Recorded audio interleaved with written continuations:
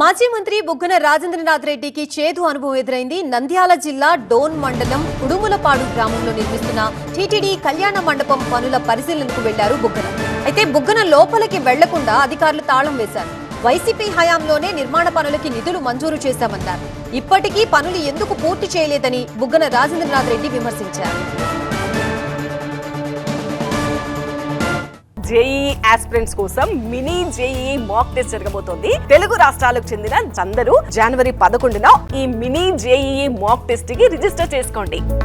కోట్లాది రూపాయలతో నిర్మించిన భవనాలను పేదవారికి కానీ మధ్యతరగతి వారికి కానీ సంబంధించిన భవనాలను నిరుపయోగంగా పెట్టడం జరిగింది.